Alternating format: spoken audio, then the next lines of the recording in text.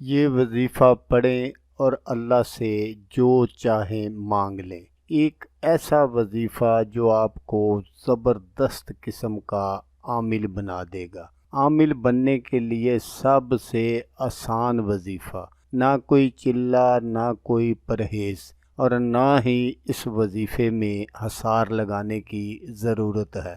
کوئی ڈر خطرہ نہیں ہے۔ أعوذ بالله من الشيطان الرجيم.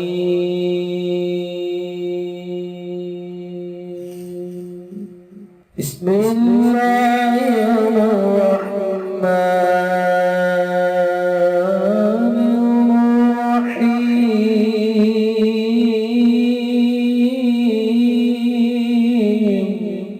السلام علیکم دوستو، میں ہوں عامل شاکر علی شاکر، اور میں آپ کو اپنے یوٹیوب چینل عملیات کی دنیا میں خوش آمدید کہتا ہوں۔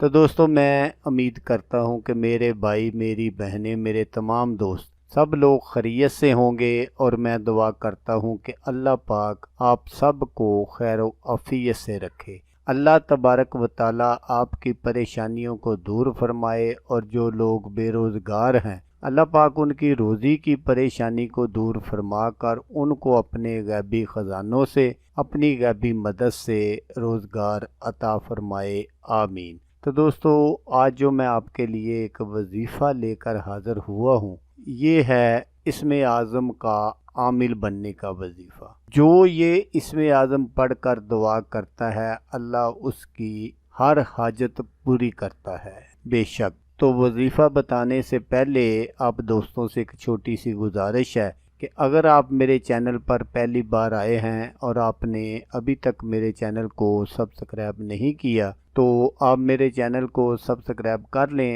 اور بن جائیں میرے چینل کے ممبر، تاکہ میں یوں ہی کوئی ویڈیو اپلوڈ کروں تو اس کا نوٹیفیکیشن آپ کو فوراً مل جائے۔ تو دوستو، اس ویڈیو میں آپ کو دو ایسے طریقے بتاؤں گا۔ ایک طریقہ تو یہ ہے کہ اگر آپ اس طرح اس عمل کو کرتے ہیں تو آپ ایک اچھے عامل بن سکتے ہیں۔ تو دوسرا طریقہ یہ ہے کہ اگر کوئی بندہ اس کا عامل نہیں بننا چاہتا، ویسے ہی اس کے گھر میں پریشانی ہے، دکھ ہے، تکلیف ہے، بیماری ہے، رزق کی تنگی ہے، یا کسی طرح کی بھی کوئی بندش ہے، وہ یہ چاہتا ہے کہ یہ سب کچھ ختم ہو جائے، تو اس کے لیے بھی یہ بہت ہی زبردست وظیفہ ہے۔ تو جو بندہ یہ چاہتا ہے کہ میرے گھر میں دکھ تکلیف، بیماری، پریشانی ہے، اور وہ عاملوں کے پاس جا جا کر تھک گیا ہے، ہر جگہ سے اس نے جو بھی وہ کوشش کر سکتا تھا وہ اس نے کی ہے، لیکن افاقہ نہیں ہوا، تو اس کے لیے یہ ہے کہ اس نے کیا کرنا ہے کہ اگر کوئی بیمار ہے تو وہ جو بیمار آدمی ہے وہ اس وظیفے کو بکثرت پڑھتا رہے تو انشاءاللہ اس کی جو بیماری ہے وہ ختم ہو جائے گی۔ اگر گھر میں تنگی ہے، اس کے لیے بھی اس وظیفے کو کیا جا سکتا ہے۔ اگر گھر میں بندش وغیرہ ہے تو اس کے لیے بھی اس وظیفے کو کیا جا سکتا ہے۔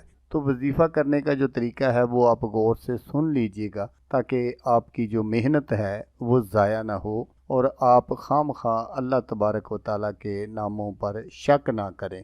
تو اگر کوئی میرا بھائی اس وظیفے کا عامل بننا چاہتا ہے تو اس نے کیا کرنا ہے کہ صبح فجر کی نماز کے بعد 10,000 مرتبہ یا اللہ یا اللہ یا اللہ یہ پڑھنا ہے۔ اگر آپ گنتی سے نہیں پڑھ سکتے تو پھر آپ نے 1 گھنٹہ صبح اور 1 گھنٹہ مغرب کی نماز کے بعد آپ نے اس ورد کو کرنا ہے۔ آپ پھر ٹائم دیکھ لیں، ٹائم کے حساب سے آپ نے کرنا ہے، تو انشاءاللہ اس کی جو تعداد ہے وہ پوری ہو جاتی ہے۔ اور کوشش کریں کہ اس میں پاک کا جو ورد ہے وہ آپ چلتے پھرتے بھی پڑھتے رہیں۔ اگر آپ اس طرح کریں گے تو اللہ تبارک و تعالیٰ آپ کے دل کو نور سے منور فرما دیں گے۔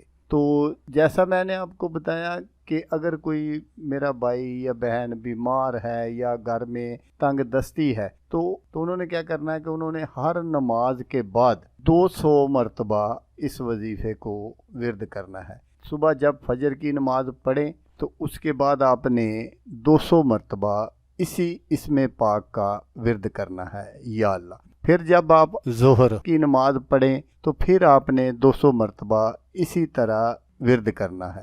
تو جب آپ عصر کی نماز پڑھیں تو پھر آپ نے اسی طرح 200 مرتبہ اسم پاک کا ورد کرنا ہے۔ اسی طرح آپ نے مغرب کی نماز کے بعد کرنا ہے، اور اسی طرح آپ نے عشاء کی نماز کے بعد کرنا ہے۔ تو انشاءاللہ اللہ تبارک و تعالیٰ کے حکم سے آپ کی جو بھی پریشانی ہوگی وہ انشاءاللہ ختم ہو جائے گی۔ اگر کوئی بیمار ہے تو اللہ تبارک و تعالیٰ اس کو شفائے کاملہ عطا فرما دیں گے۔ اگر کسی کے گھر میں کوئی تنگ دستی وغیرہ ہے تو اللہ پاک اس کو دور فرما دیں گے۔ اگر کوئی روزی کے معاملے میں پریشان ہے، نوکری نہیں مل رہی، تو وہ بھی یہ وظیفہ کر لے، اللہ تبارک و تعالیٰ بہتر اسباب پیدا فرما دیں گے۔ تو بس اس وظیفے میں یہی ایک شرط ہے کہ آپ نے 5 وقت نماز کی پابندی ضرور کرنی ہے، کیونکہ اگر آپ نماز نہیں پڑھیں گے تو پھر یہ وظیفہ آپ کے کسی کام کا نہیں ہے۔ اگر آپ نماز کی پابندی کرتے ہیں اور بالکل اسی طرح کرتے ہیں جس طرح میں نے آپ کو بتایا، تو انشاءاللہ آپ چند روز میں خود اپنی آنکھوں سے دیکھیں گے کہ آپ کی جو دنیا ہے وہ کیسے بدل رہی ہے۔ دوستو، اگر آپ اس وظیفے کے عامل بن جاتے ہیں تو یقین مانیں تو آپ کی زبان سے نکلا ہوا ہر لفظ پتھر پر لکیر ہوگا، کیونکہ اس وظیفے کے کوئی دن مقرر نہیں ہے کہ یہ آپ نے 40 دن کرنا ہے یا 21 دن کرنا ہے، 7 دن کرنا ہے۔ نہیں، آپ نے اس وظیفے کو ہمیشہ اپنے ورد میں رکھنا ہے۔ کوئی مشکل کام نہیں ہے، یہ میرا آزمودہ عمل ہے۔ انشاءاللہ اگر آپ اسی طرح کرتے ہیں تو آپ ایک بہت بڑے عامل بن سکتے ہیں۔ یہ ایک ایسا وظیفہ ہے کہ اگر آپ اس کے عامل بن جاتے ہیں، جیسا میں نے آپ کو بتایا کہ آپ کی زبان سے نکلا ہوا ہر لفظ جو ہے وہ پتھر پر لکیر ہوگا، لیکن وہ زبان کی بات ہے کہ زبان سے نکلا ہوا لفظ یہ ایک ایسا وظیفہ ہے کہ اگر آپ اپنے دل میں صرف سوچیں گے میرا یہ کام ہو جائے یا فلاں سائل ہے اس کا یہ کام ہو جائے، تو اللہ تبارک و تعالیٰ اس کو بھی پورا فرما دیں گے۔ لیکن دوستو، میں آپ کو یہاں یہ بات بتاتا چلوں کہ اس وظیفے سے آپ نے صرف جائز مقصد حل کروانے ہیں، نجائز مقصد کے لیے یہ وظیفہ کام نہیں کرے گا۔ تو دوستو، اس وظیفے کو جب بھی آپ پڑھیں تو آپ نے درود پاک ضرور پڑھنا ہے۔ درود ابراہیمی جو ہم نماز میں پڑھتے ہیں وہ آپ کی مرضی ہے، 1 3 5 7 9 یا 11 مرتبہ، جتنی مرتبہ بھی آپ چاہیں آپ پڑھ سکتے ہیں۔ تو دوستو، اگر آپ کو ویڈیو اچھی لگے تو آپ نے اس کو لائک اور شیئر ضرور کرنا ہے۔ اچھی بات پھیلانا صدقہ جاریہ ہے۔ تو دوستو، جیسا کہ میں آپ کو وہ ہر ویڈیو میں کہتا ہوں، اس بار بھی کہوں گا کہ آپ نے اس ویڈیو کو دیکھا، اس کے لیے آپ کا شکریہ۔ دعاؤں میں یاد رکھیے گا۔ اللہ حافظ، اللہ حامی و ناصر۔